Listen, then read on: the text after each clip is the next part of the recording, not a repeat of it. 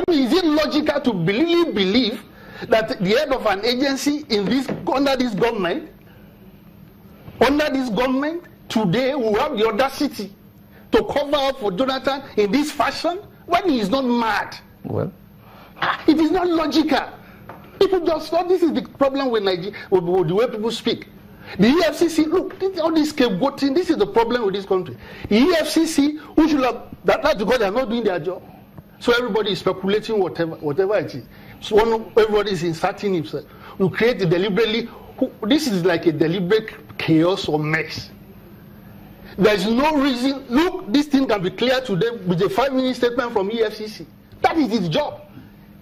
To believe that EFCC will go to a place without having an adequate knowledge of what is there, it's a bit of a stretch. Okay. And then the NIA, Nigerian Intelligence Agency, right, will now come up to cover up for the former administration. Let me ask the man who is an expert in all of these matters, Mr. George Ubo. Let's bring you again into this conversation.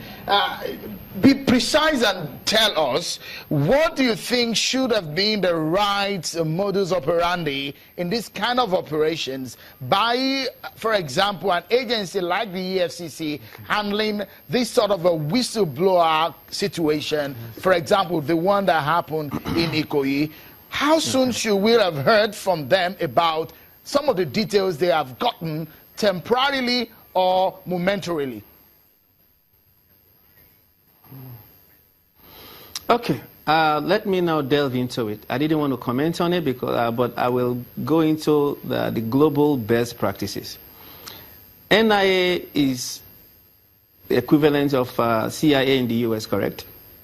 Now, if the CIA is involved in any covert operation, of course the word covert, and the operation goes wrong, in fact, they deny the agent, they deny everything, just like the Bay of Pigs, what happened in Cuba.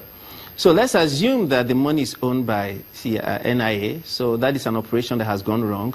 We shouldn't even hear about that. They should have paid the whistleblower, handled it covertly, and that's it. So that is as far as I can go with that.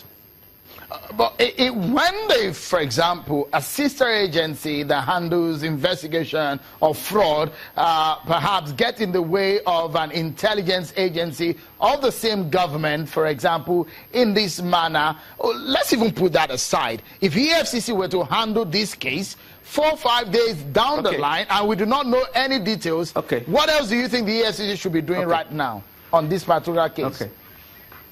Now, let me go into another area. I have written a blueprint called Bureau of Integrated Technology for Security and Anti-Corruption. It's right here. And it's modeled after the Department of Homeland Security in the US. Now, when you read the proposal former President Bush sent to the Congress in setting up the Department of Homeland Security, this is precisely the flaw after 9/11. That is what you call overlapping functions. When you have agencies, butting heads, having conflicts, rivalry or whatever. So that is the reason why we should make sure that a robust agency is set up to handle this whistleblower policy and all that. So again, it's not something that is supposed to come out as a security expert that I am. If the money belonged to the NIA and it was meant for a covert operation, then it is an operation that has gone wrong. You reward the whistleblower, the 5% or whatever, you handle this again covertly.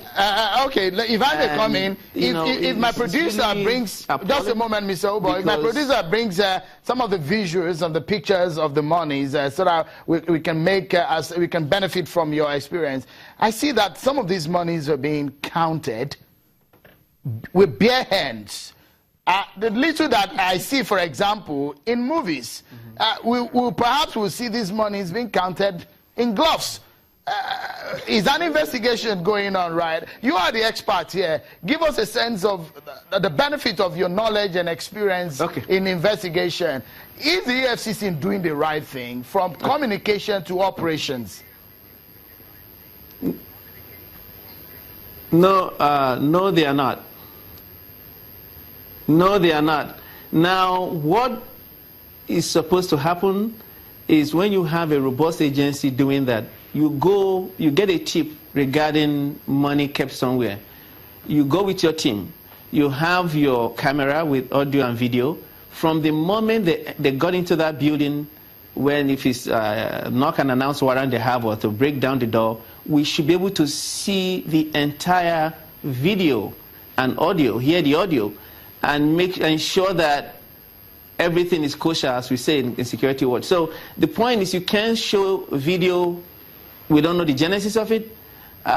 You know, these are all things that I have problem with. That is why a robust whistleblowers office with the proper legal framework, and of course the one I drafted talks about all this. And we saw the answer Nigerians counting with their bare hands. Premises if you are talking about money. But